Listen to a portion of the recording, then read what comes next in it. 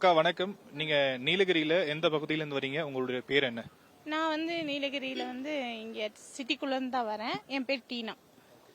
தமிழகத்துல சட்டமன்ற தேர்தல் இன்னும் கொஞ்ச நாள்ல நடக்க இருக்கு, தெரியும்ல? எப்ப நடக்கும்னு நினைக்கிறீங்க? மார்ச்ல ஏப்ரல்ல நடக்கும்னு நினைக்கிறேன். இப்ப நம்ம என்ன மாதத்துல இருக்கோம்? மார்ச் தான், ஆனா அறிவிப்பு இப்ப வரப்போகுது. ஏப்ரல்ல நடக்கும் அப்படின்றது கணிப்பா இருக்கு. இன்னைக்கு இருக்கக்கூடிய அரசியல் சூழல் அப்படிங்கிறது எப்படி இருக்கு உங்களை பொறுத்த வரைக்கும் தமிழ்நாட்டுல? தமிழ்நாட்டுல இன்னைக்கு எப்படி சொல்றது, இப்ப ஒரே எதிர்பார்ப்பா இருக்கு, யாரு வருவா அப்படின்னு சொல்லிட்டு ஒரு எதிர்பார்ப்புல இருக்கோம் எல்லாருமே.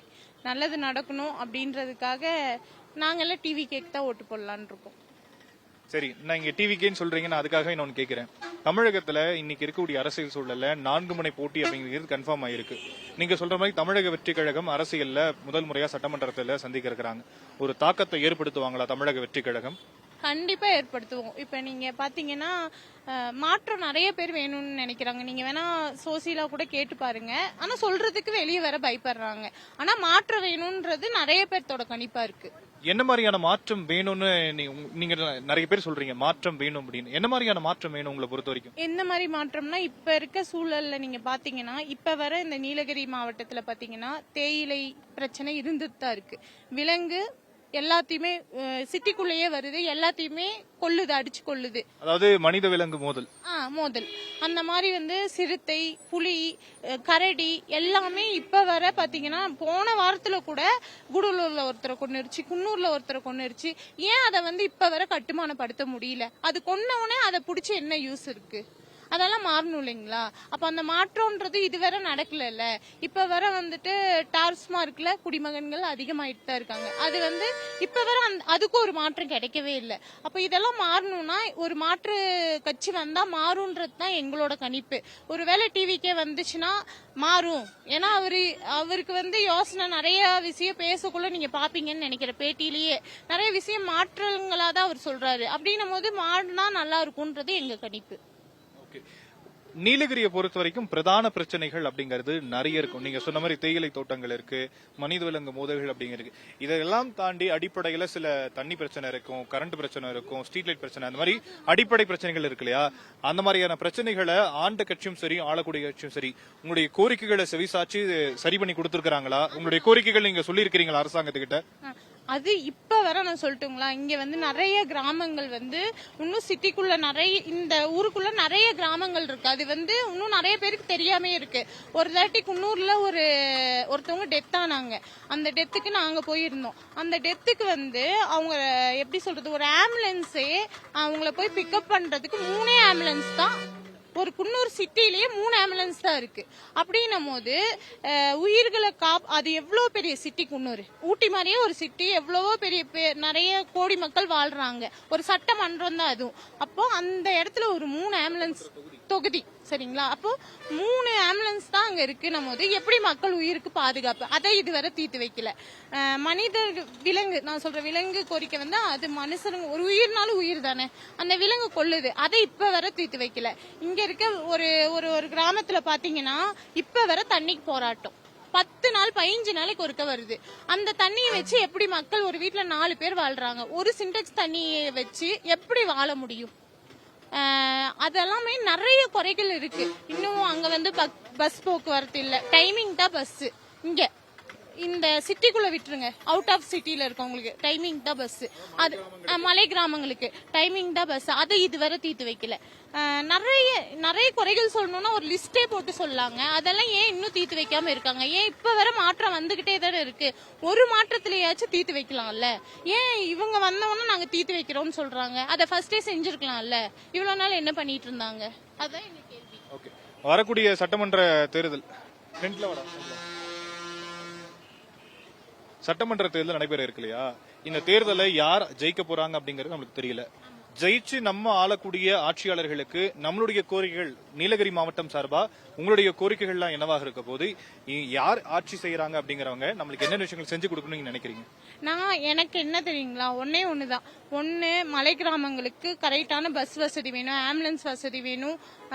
மலையில போற அந்த விலங்குகள் கொள்ளுதுல, அவங்களுக்கெல்லாம் தகுந்த நடவடிக்கை எடுத்து விலங்குகளே உள்ளார வராத மாதிரி பண்ணணும்.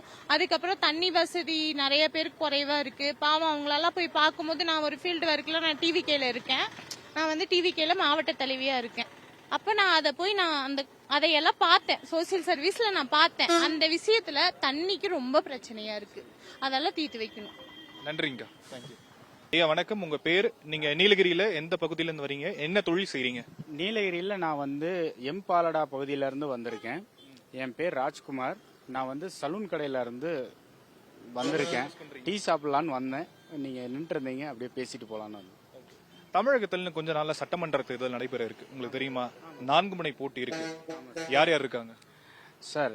ஏடிஎம்கே இருக்கு, டிஎம்கே இருக்கு, பிளஸ் இப்போ டிவிகே வந்திருக்காங்க, பிஜேபி அவங்க தான் இருக்காங்க, நாம் தமிழர் இருக்காங்க.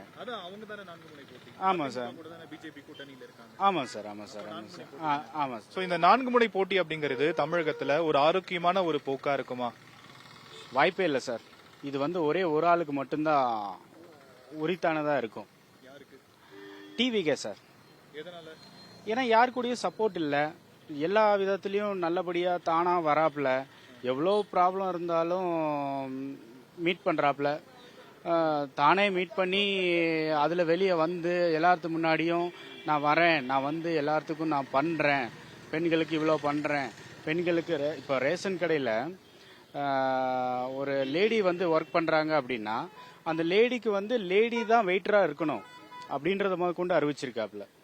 இது வரைக்குமே தமிழகத்தில் அந்த மாதிரி ஒரு சப்போர்ட். இந்த மாதிரி லேடி வெயிட்டர், ஆண்களுக்கு ஆண்கள், பெண்களுக்கு பெண்கள் அப்படிங்கிறது ரேஷன் கடையில எல்லாம் எல்லா இடத்துல நிறைய விஷயங்கள் இருக்கு. அதெல்லாம் சாத்தியப்படுமா? செய்ய முடியுமா? யதார்த்தமா நம்ம பேசணும், பிராக்டிக்கலா பேசணும். 100% முடியும் சார். பெண்களால் முடியாதது எதுவுமே இல்லை. அவங்களுக்காக தானே இவ்வளோ கஷ்டப்படுறாங்க. ஒரு ஃபேமிலியா இருக்கட்டுமே, ஒரு ஃபேமிலியில ஒரு ஆண் வந்து யாருக்காக கஷ்டப்படுவாங்க? பெண்களுக்கு தானே. அவங்கள பாதுகாக்கணும் அப்படின்றதுக்காக தானே. அப்போ அந்த பெண்கள் வந்து ஆண்களுக்கு சப்போர்ட்டாவா இருப்பாங்களா, இருக்க மாட்டாங்களா?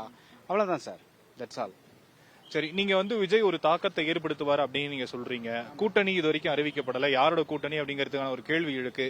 எதிர்பார்த்த கட்சிகள்லாம் அவங்கவுங்க வேற ஒரு கட்சிகளோட கூட்டணி போயிட்டாங்க. இப்போ களத்துல விஜய் தனித்து விடப்பட்டிருக்காரா அப்படின்னு நீங்க பாக்குறீங்களா இல்லையா? 100% பாக்குறேன் சார். அவர் தனிப்பட்ட முறையில வெளியில வருவாரு. ஏன்னா அந்த அளவுக்கு இப்போ டிஎம்கேல பாத்தீங்கன்னா 26 கட்சிகள் கூட்டணியில இருக்காங்க அப்படின்றாங்க. என்ன பண்ணிருக்காங்க வந்து 26 கட்சிகள் இருக்காங்களா? திமுக கூடயா? கன்ஃபார்மா? 100%? 100%. 26 கட்சிகள் கூட்டணியில இருக்காங்க. இதெல்லாம் நான் நியூஸ்ல பாக்குறேன். ஏன்னா நம்ம சலூன் கடை வந்து எல்லாமே பேசுற செய்தி ஓடிக்கிட்டே இருக்கும். அதனால அதை தெரிஞ்சுக்கிட்டு நான் பேசுறேன். That's all. நீங்க சலூன் கடைன்னு சொன்னதுனால நான் இன்னொரு கேள்வி உங்ககிட்ட கேட்கிறேன். உங்க கடையில நீங்களே சொன்னீங்க, கண்டிப்பா தமிழகத்துல பெரும்பான்மையான சலூன் கடைகள், டீ கடைகள், ஆட்டோ ஸ்டாண்ட்ல எல்லாம் பாத்தீங்கன்னா அரசியல் பேசாம இருக்கவே மாட்டாங்க. உங்க கடைக்கு உங்களுடைய மாவட்டத்தில இருந்து வரக்கூடிய நபர்கள் முடிவெட்டுறதுக்கு வராங்க இல்லையா, அவங்க கூட அரசியல் பேசும்போது அவங்களுடைய கருத்துக்கள் என்னவா சொல்றாங்க? தமிழகத்துல ஒரு மாற்றம் வரும்னு சொல்றாங்களா அவங்க கடைக்கு வரவங்க? நீங்க வந்து டிவிக்குன்றதுக்காக சில விஷயங்கள் பிளைண்டா சொல்லிடக்கூடாது, பொதுப்படையா பேசுங்க. நான் இந்த கட்சின்னு நான் சொல்ல வரல. உண்மையாலுமே நான் எந்த கட்சியுமே இல்லை, எந்த கட்சியுமே சாராத ஒரு மனுஷன். நான் உண்மையா என்ன சொல்றேன்னா, என் கடைக்கு வர எல்லா கட்சிக்காரங்களும் வருவாங்க. ஸோ ஒவ்வொருத்தரும் ஒவ்வொரு விதமா பேசுவாங்க. அவங்க பேசுறதெல்லாம் வச்சுதான் நான் உங்ககிட்ட ஆன்சர் பண்ணியிருக்கேன். உண்மையாலுமே சொல்றேன், டிவிகேக்கு ஊட்டியில நல்ல பவர் வந்துருச்சு. அது அவர் வந்தாதான் அந்த பவர் வரும் அப்படின்லாம் இல்லை. கடையில பேசுற விதம், வயசு பசங்க தான் இப்ப அதிகம், படிச்சவங்க தான் அதிகம். படிக்காத பாமர மக்கள் வந்து இப்பெல்லாம் வந்து அந்த ஓட்டு போடணும், இது இவங்களுக்கு தான் ஓட்டு போடணும் அப்படின்ற அந்த இதெல்லாம் இல்லை. நம்மளுக்கு நல்லபடியா நான் ஏதாவது செய்யறாங்களா, அவங்களுக்கு நம்ம ஓட்டு போடலாம் அப்படின்ற மாதிரி தான் இருப்பாங்க. ஸோ இப்ப படிச்சவங்க தான் அதிகம். ஸோ அவங்க வந்து பேசுற விதத்தை வச்சு நான் உங்ககிட்ட சொல்றேன். ஓகே, இப்போ தமிழக வெற்றி கழகத்துக்கு நீலகிரி மாவட்டத்துல சட்டமன்ற தொகுதிகள் இருக்கு. நீலகிரி அப்படிங்கிற ஒரு மாவட்டம் எத்தனை நம்பர் ஆஃப் ஓட்ஸை தமிழக வெற்றி கழகத்திற்கு கொடுக்கறதுக்கான வாய்ப்பு இருக்கு உங்களுடைய புரிதல்? சார், நீலகிரி மாவட்டம் படிப்புல நம்பர் 1. அதாவது நம்ம என்ன சொல்லுவோம், கன்னியாகுமரி மாவட்டத்துக்கு அடுத்தது பாத்தீங்கன்னா நீலகிரி மாவட்டம் படிப்புல நம்பர் 1ல இருக்காங்க. அதனால படிச்ச பசங்க இங்க அதிகம். அதனால எவ்வளோ மக்கள், அதாவது 76% ஓட்டு வந்து டிவிகேக்கு கம்பல்சரி விழுகும். ஊட்டியில 76%, அதாவது நீலகிரியில 76% ஓட்டே வந்து டிவிகே குழு நீங்க சொல்லிருக்கீங்க. Fine, okay. நீலகிரி மாவட்டத்தை பொறுத்த வரைக்கும் அடிப்படை பிரச்சனைகள், பல பிரச்சனைகள் இருக்கு. அந்த மாதிரியான பிரச்சனைகளை இதுவரைக்கும் ஆண்ட கட்சியும் சரி, ஆளக்கூடிய கட்சியும் சரி செஞ்சு கொடுத்திருக்காங்களா? உங்களுடைய கோரிக்கைகள் எல்லாம் நீங்க அரசாங்கத்துக்கு தெரிவிச்சிருக்கீங்களா? ஆமா சார். இது வந்து இப்ப நானா எதுவும் பண்ணல, என்னைய சார்ந்தவங்க, அதாவது என் கஸ்டமர் அப்படின்னு சொல்லலாம், என் கஸ்டமர் வந்து நிறைய பேர் வந்து இந்த மாதிரி தண்ணி வரல, லேடிஸ்க்கு பஸ் வசதி கொடுத்துருக்காங்க, ஓகே. அந்த பஸ் வசதி பாதி வழியில் நிற்கும், அவங்க நடந்து தான் போவாங்க. இன்னொன்று தண்ணி வசதி லேடிஸ்க்கு பார்த்தீங்கன்னா ஒரு சில இடத்துல தண்ணி வசதி இருக்கும், ஒரு சில இடத்துல உண்மையும் சொல்ல போனோம்னா நீலகிரி மாவட்டத்தில் கூடலூர்ன்ற அந்த ஏரியா இருக்கு. அந்த ஏரியாவில் பார்த்தீங்கன்னா பஸ் வசதியே இல்லாத ஏரியா கிராமங்களும் இருக்கு இன்னைக்கு வரைக்குமே. அந்த மாதிரி இடத்துக்கு இப்போ ஆளுங்கட்சி ஆகட்டும் எதிர்கட்சி ஆகட்டும் எந்த கட்சியுமே போய் எந்த உதவியுமே பண்ணலையே. ஆனா இப்போ படிச்ச பசங்க இருக்கிற காரணத்தினால இந்த கட்சி வந்து கொஞ்சம் தாக்கத்தை ஏற்படுத்தும் அப்படின்றது என்னோட கருத்து.